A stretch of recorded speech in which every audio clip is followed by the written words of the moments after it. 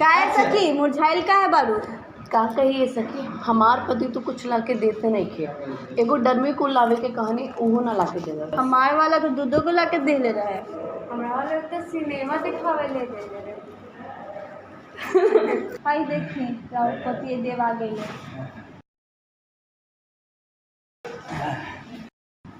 का भाई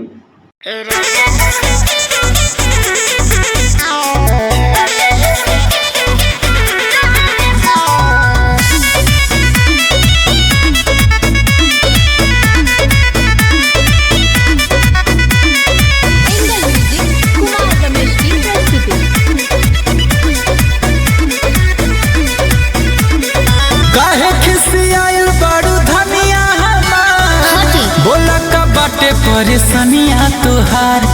अरे बोला ना रउआ तोरी बुझता काहे खिसियाइल बाड़ू धनिया हमार। बोला का बाटे परेशानियाँ तुहार। टप टप गिरता पसीना ए राजा हकी बिना मोर जाहि जाए खिलल मोर फूल। ए राजा एगो लाख डर में कूल। ए राजा एगो लाख डर में कूल। ए राजा एगो लाख डर में कूल। ए राजा एगो लाख डर में कूल।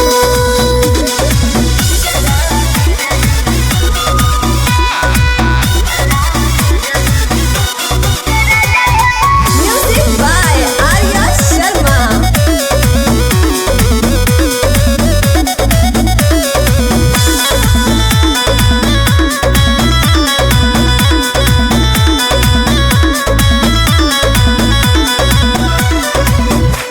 कहिए से कहतनी नइखे का सुना तुझे अपना रौनिया से करी जनी रउआ घात जी।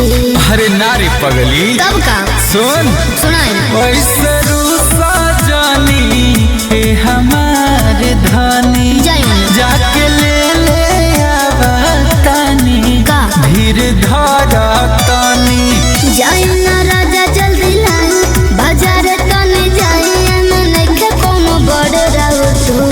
ए राजा एगो लाख डर में कूल। ए राजा एगो लाख डर में कूल। ए राजा एगो लाख डर में कूल।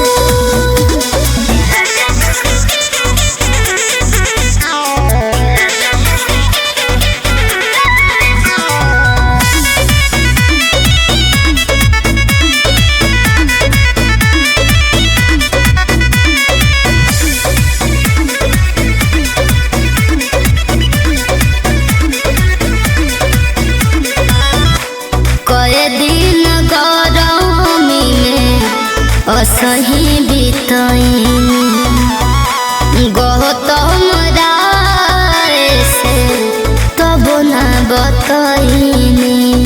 अरे सुना ना रोज तो सुनते बन ए हो धनिया का हो रानिया अच्छा तबल